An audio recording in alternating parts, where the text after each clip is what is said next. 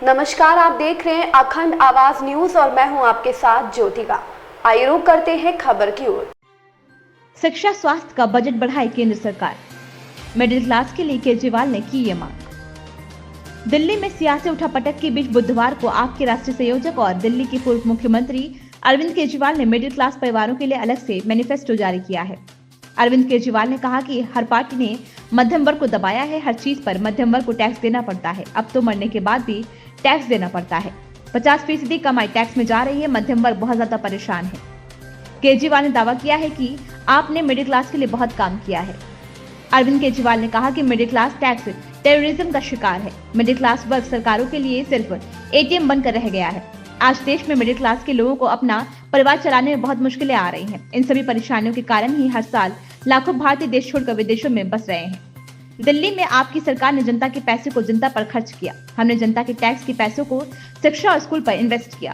केजरीवाल ने केंद्र सरकार से कई मांग की है। उन्होंने कहा कि केंद्र सरकार शिक्षा स्वास्थ्य का बजट केंद्र सरकार बढ़ाए। केजरीवाल ने कहा कि दिल्ली के गरीबों और मिडिल क्लास के लोगों को महंगाई की मार से बचाने के लिए आप सरकार ने बिजली पानी मुफ्त कर दी। हमने शानदार मोहल्ला क्लिनिक और अस्पताल बनाए और मुफ्त इलाज की व्यवस्था की। आने वाले दिनों में हम बुजुर्गों के लिए संजीवनी योजना लेकर आ रहे हैं। ये सब करके क्या हम कोई गुनाह कर रहे हैं? हम मिडिल क्लास को आगे बढ़ाने के लिए सड़क से लेकर संसद तक आवाज उठाएंगे। संसद में बजट सत्र के दौरान हमारे सांसद मिडिल क्लास के मुद्दों के लिए आवाज बुलंद करेंगे। हम ये मांग करते हैं कि देश का अगला बजट देश के मिडिल क्लास को समर्पित हो। एक यंग मिडिल क्लास कपल, शादीशुदा कपल, उसके लिए फैमिली प्लानिंग एक फाइनेंशियल डिसीजन बन गया है। जब वो बच्चा पैदा करते हैं तो पहले सोचते हैं, उनके मन में सब, क्या हम इस बच्चे की परवरिश अफोर्ड कर पाएंगे? कहां पहुंच गया हमारा समाज? यही सब परेशानियों की वजह से बहुत से लोग देश छोड़ के जा रहे हैं। 2020 में 85,000 भारतीय देश छोड़ के विदेश चले गए और 3 साल बाद 2023 का आंकड़ा दिखाता है कि 3 गुना, यानी कि 2,16,219 लोग देश छोड़ के चले गए। ये हमारे ही देश के लिए बहुत बड़ा नुकसान और दुख की बात है, क्योंकि ये युवा जो हमारे देश का भविष्य बन सकता था, आज किसी और देश का भविष्य बन रहा है। अब ये समस्या है, लेकिन इसका समाधान क्या है? सरकार के पास पैसा जनता से आता है। अब इस पैसे को खर्च करने के 2 ही तरीके हैं। या तो सरकार इस पैसे को जनता की भलाई पे खर्च करे, शिक्षा पे, स्वास्थ्य पे, ऐसी बेहद जरूरी बुनियादी सुविधाएं बेहतर करे, लोगों का जीवन बेहतर करे। और या फिर दूसरा तरीका है कि अपने उद्योगपति दोस्तों को कर्ज दे दे और थोड़े दिन में वो कर्ज माफ कर दे, जनता के पैसे डुबो दे।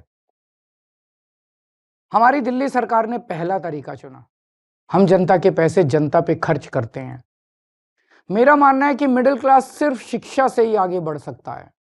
इसलिए हमने सरकार बनते ही एजुकेशन का बजट 5,000 करोड़ से सीधा 10,000 करोड़ कर दिया और आज ये बजट 16,000 करोड़ पे पहुंच गया, हमारा दिल्ली का शिक्षा बजट। हमने सरकारी स्कूलों को इतना बेहतर बना दिया, इतना बेहतर बना दिया। ये स्कूल आज इतने अच्छे हो गए कि 4 लाख बच्चे प्राइवेट स्कूल छोड़ के सरकारी स्कूल में आ गए। अब बहुत बड़े स्तर पे मिडिल क्लास लोग अपने बच्चों को यहाँ सरकारी स्कूल में भर्ती करा रहे हैं। क्या पहले कभी आपने सुना था कि कोई बच्चा प्राइवेट स्कूल छोड़ के सरकारी स्कूल में जाता है? और इतना ही नहीं, हमने प्राइवेट स्कूलों को फीस बढ़ाने पे कैप लगा दी और हजारों बच्चों को उनकी सालों पुरानी फीस रिफंड करवाई है दिल्ली के अंदर। जो पिछले सालों में उन्होंने गलत फीस ले ली थी, कई स्कूलों से हमने फीस रिफंड कराई है। क्या आपने कभी एक आम आदमी को स्कूल के फीस का रिफंड मिलते हुए सुना है? तो आप ही बताइए, क्या हमने आप ही के टैक्स के पैसे शिक्षा में इन्वेस्ट करके, शिक्षा का बजट बढ़ा के, स्कूल बेहतर करके, प्राइवेट स्कूलों की फीस पे कैप लगा के, क्या हमने कोई गुनाह किया है? इस खबर में बस इतना ही। बने रहिए अखंड आवाज न्यूज के साथ।